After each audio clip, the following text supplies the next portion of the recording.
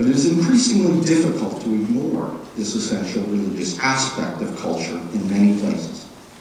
In the Afghan counterinsurgency strategy, in Pakistan, in Middle East peace. General David Petraeus once told me, quote, "The decisive terrain is the human terrain, and religion is a mountain on that human terrain."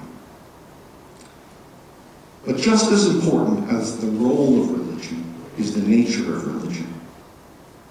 And throughout history, in all traditions, there have been two separate visions.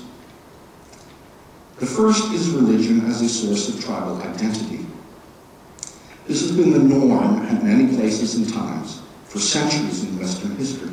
The Christian church vied for social power along with other interests, pursuing a tribal agenda at the expense of Jews and heretics at home and Muslims abroad.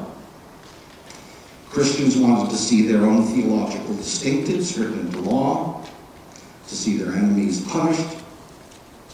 Christians played the power game to favor themselves and their interests. In less obvious ways, it remains a temptation. And it is a tendency found among many groups in the Middle East, where the appeal of the tribe is very strong. But every religious tradition also has another vision, in addition to its own theological distinctives, which are important. A vision of equal human beings before God. A vision of human dignity that transcends every tribe, faith, and nation. This is a particular contribution of ethical monotheism, the shared inheritance of Jews, Christians, and Muslims. When we live up to this tradition, we make a positive difference. When we fail to do so, the broader society is often undermined. This does not mean that ethnic and religious pride is always wrong, just that it can't be defined at the expense of others. And this vision of human dignity instead of tribal advantage does not dictate certain foreign policies. Those involve prudential debates. But it does dictate a certain attitude. The purpose of political power is not to serve our own faith or group. It is to serve a view of human dignity rooted in our faith. This commitment is what turns religion into a positive social force. My experience with being a Jew is that we are called to live exemplary moral lives based on our history and our experiences, especially our experiences as an oppressed minority historically over time, whether the Nazis or the Russian pogroms, that not only should we be concerned as an oppressed minority for other oppressed minorities, but we should never become the oppressor. And one of the things that I see in the state of Israel is that the Jews in Israel have seemingly become the oppressor against the Palestinian people. And this is a deep concern to me because it seems to violate everything that I know as a Jew. We should never do that.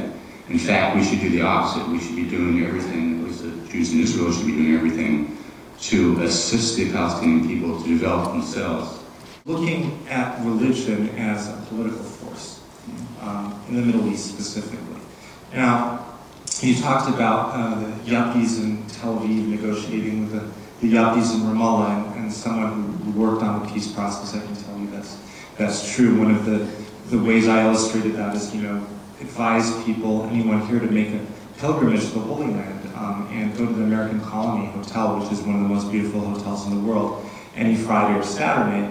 And if you're working on the negotiations, you'll see all of your friends there, and having mimosas and having 5 different kinds of bacon and whatever. But if you walk out 200 feet in any direction, there are people from all three major Abrahamic traditions who take those traditions very, very seriously and see the world through the prism of their faith. Now, the reason why I raise this question is not just applicable to Israel and Palestine, but looking at religion as a political force and analogous to the political forces that are constituency-based, I think is important for two reasons.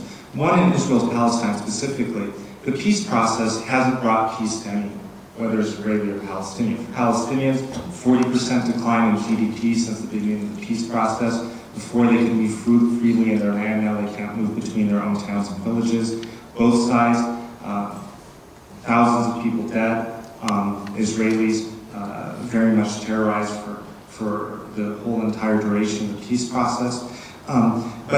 So what that's meant is that political leaders have very little credibility in their own communities. They've made a lot of promises, and to be perfectly honest, they haven't delivered on any of those promises. The people that have credibility are often the religious leaders on the ground. And the people with constituencies that are local are often, again, the religious leaders. Since you have so much international involvement at the political level, many times the local political leaders, I think, care more about what's happening in other countries than they do within their local community. The leaders in the United States, and indeed abroad, people like Billy Graham and Pope John Paul, and even our secular leaders like President Carter and Ronald Reagan, were profoundly compassionate, moral, Christian leaders that, as a young Muslim American growing up in this country, I admire, and I was taught to admire.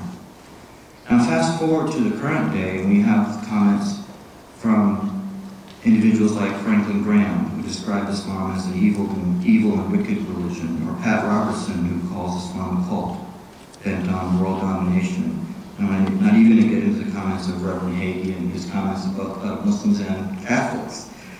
And this morning, even as I was walking in Capitol Hill with a friend of mine who happens to be Orthodox Jewish and who wears a yarmulke, a freshman member of Congress, seeing my friend who is visibly Orthodox Jewish, took it upon himself to pull him aside and say, "I want to let you know that I'm very upset with Vice President Biden for apologizing. Israel shouldn't give up an inch to anybody. God promised that land to Israel, and they should keep every inch."